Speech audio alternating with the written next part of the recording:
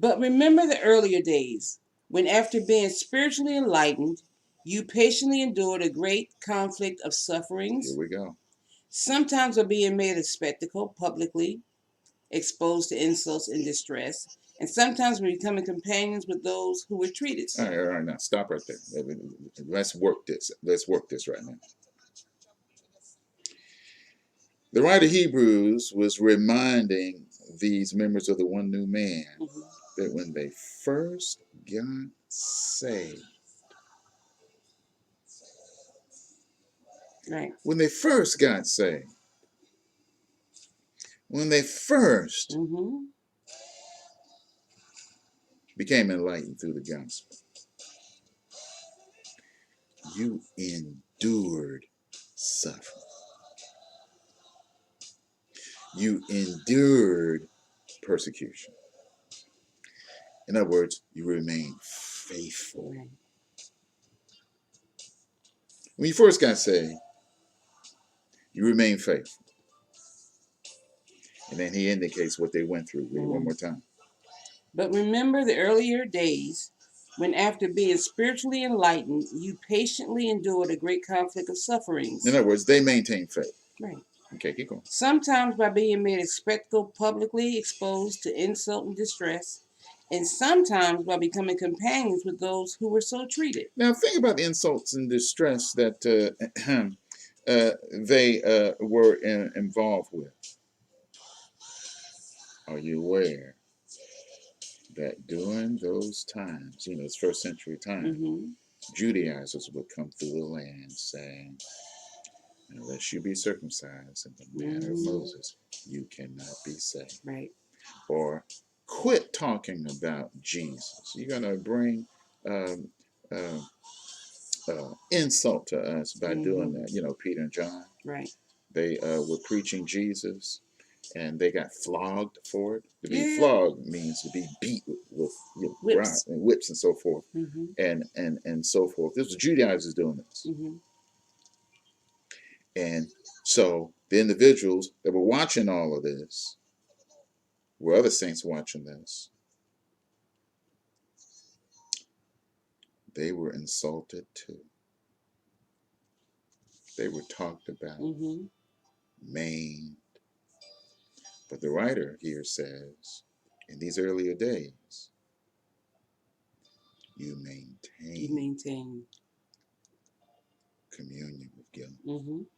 You maintained fellowship with God. You maintained faith. Stick-to-itiveness, fidelity, faithfulness were being expressed in the early days by these believers. Verse 34. For you showed sympathy and deep concern for those who were in prison. And you joyfully accepted the unjust seizure of your belongings and the confiscation of your property, conscious of the fact that you have a better possession and a lasting one prepared for you in heaven. Do you see this? They maintained faith even when their goods were taken from them. Even when your companions were imprisoned. Mrs. Stokes talked about some of those prisons. Not nice places. You stayed faithful. Yeah. Now, verse 35. Do not, therefore, fling away your fearless confidence, for it has a glorious and great reward. No, stop right there. Stop right there. Now, here is the nature of faith. There's a reward coming to those who have communion, who have fellowship with God. See, equate communion and fellowship with relationship. Equate communion and fellowship with faithfulness. The Hebrew word is emulia. Very good. Stick with God. Even under all of these tribulations. Remember, you used to do that. In the beginning. In the beginning. You when used to you do that. first understood what you were involved in. Yeah. Right. Don't stop now. There's a reward coming your way.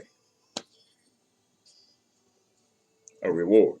Now, it says, do not therefore fling away your fearless. Fling away. Don't throw it away. Yeah, you're fling away your fearless confidence, for there's a glorious and great reward.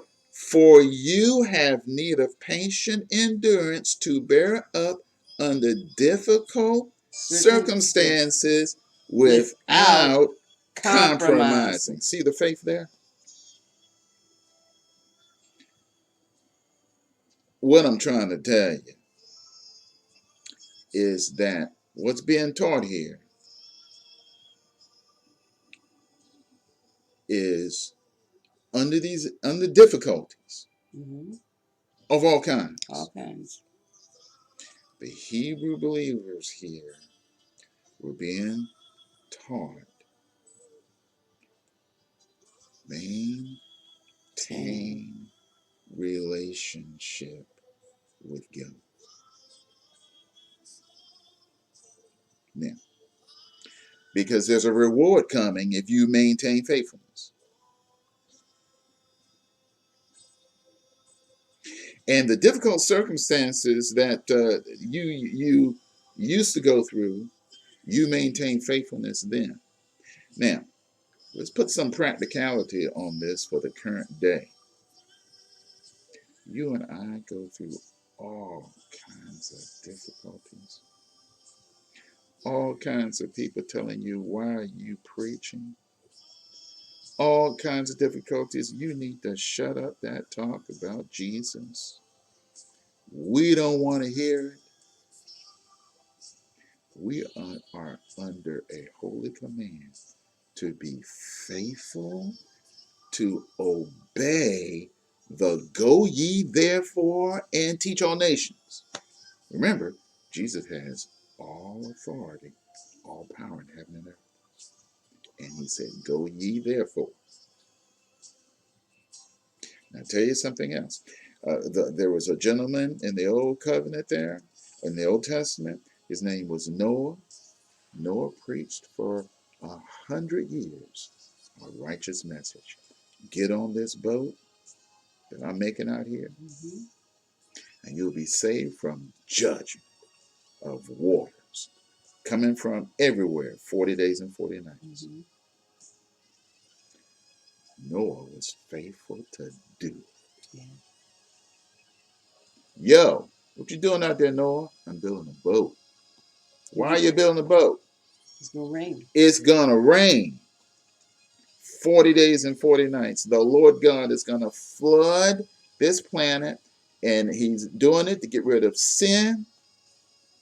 He's going to judge sin. Yeah. If you get in this boat, you will be saved. You will escape it from judgment. Now, you know the rest of the story. Nobody repented. Did that shut Noah up? No. He was being faithful to build a boat without seeing any water for 100 years or so. That's some faithfulness. That's some stick-to-it. That's some loyalty to purpose. That's what's being preached here in terms of what faith's about. When they're slapping you, hey, watch it. Be faithful. I'm about to retaliate. Okay. When they're calling you ugly names, be faithful. Be loyal. It's loyalty. It's stick-to-itiveness. It's sticking to purpose to get the reward that God is laying out.